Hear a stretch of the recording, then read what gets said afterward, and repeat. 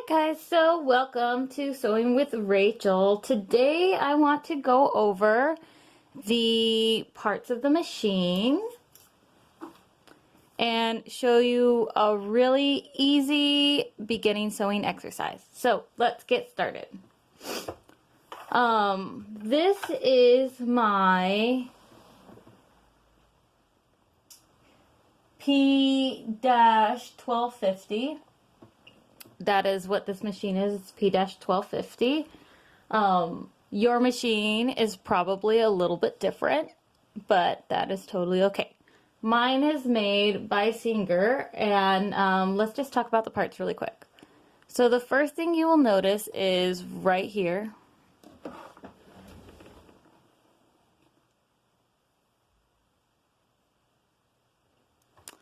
The spool, this is where your main spool goes.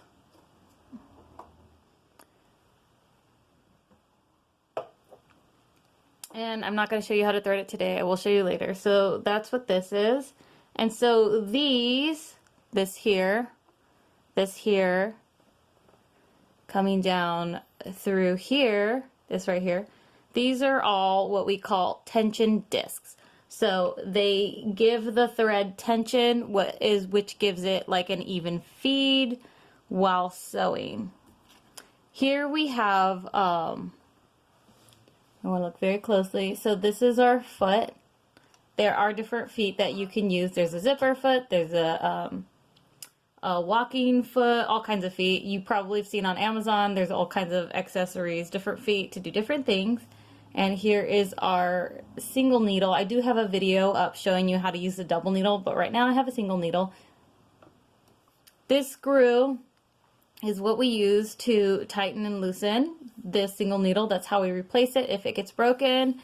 And this screw right here works for the foot, for replacing it if we need to. In here we have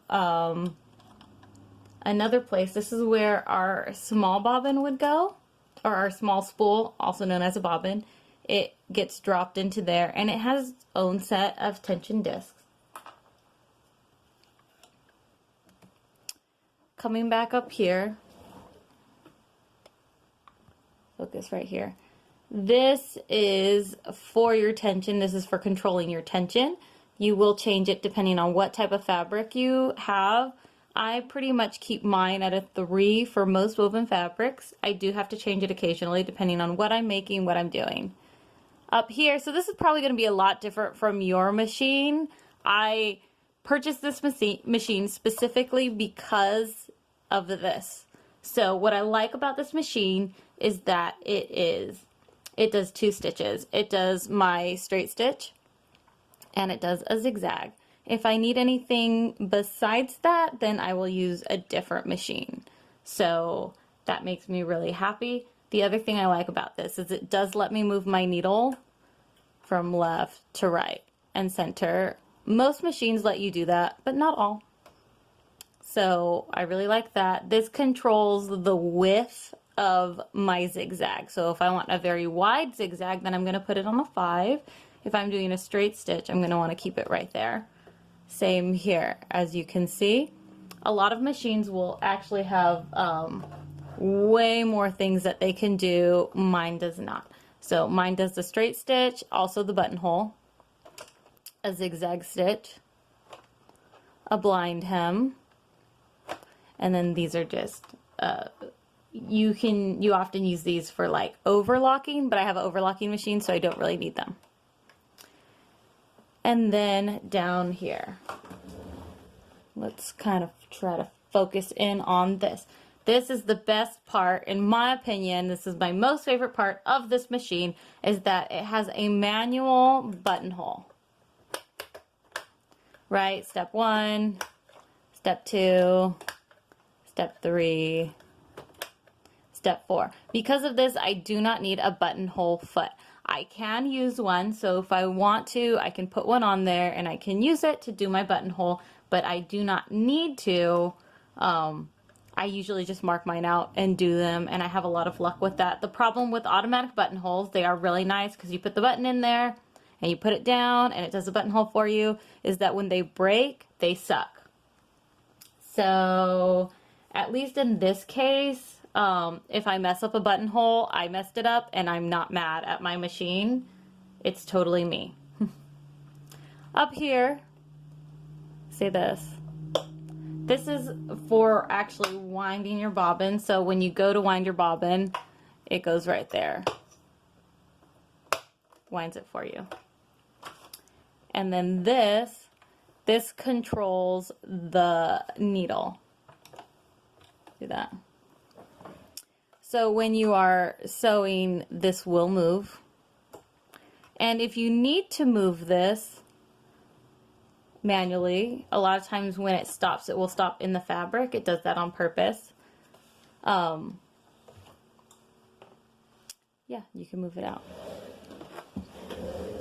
So a couple of really important things. So we're going to focus down here for a second.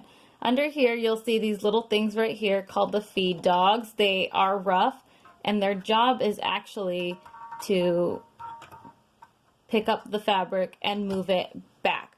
Move it towards, like my little thing here. So it's going to move the fabric back. Over here, you will notice a little button. It has like a little reverse on it. If you push this button and hold it down while sewing, it will actually move the fabric towards you. That is for locking stitches in place. So you sew, you backstitch, you sew forward, typically. Or if you missed a stitch and you need to sew backwards, you can hold this down and sew it. This is, yes, that's what that does. And then the last thing, let me pull it up for you,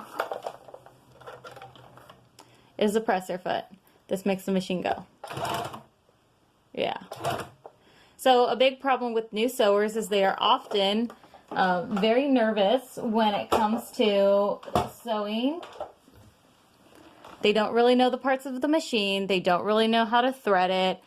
They've probably never, this is for someone who's never worked on a machine before, right? If you know how to work a machine, they're more or less all the same.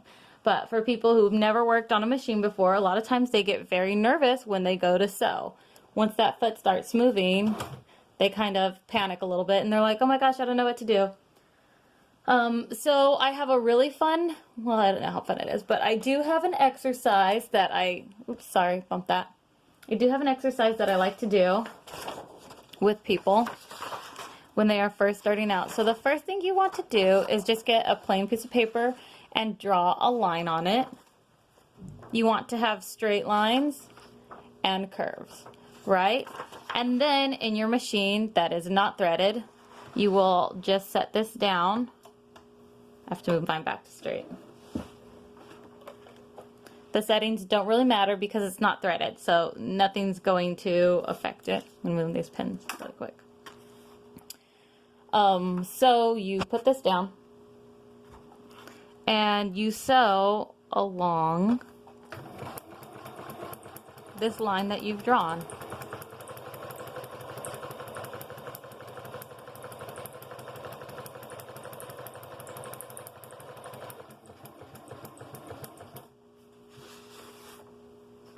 See that?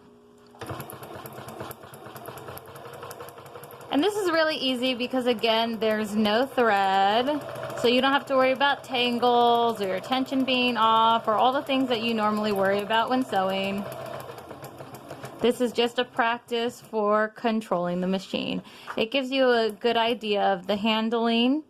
You can practice your different speeds, right? Because the more pressure you put on your presser foot, the faster it will go. The less pressure you put on it, the slower it will go. But the biggest thing is control. A lot of people struggle with controlling the machine when they're first getting started.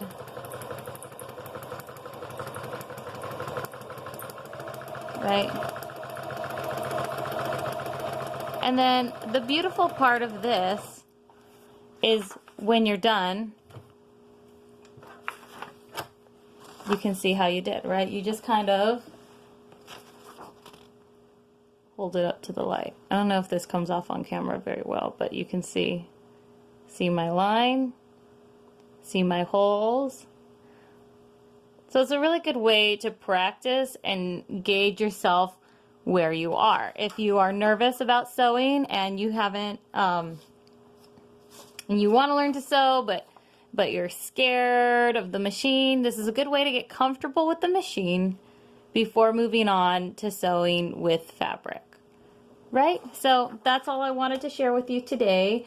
I can show you next time how to properly thread the machine. I can show you this one. I actually have like 8 different sewing machines, so it is probably an exercise I will do on all of them, show you how to properly thread all these different machines.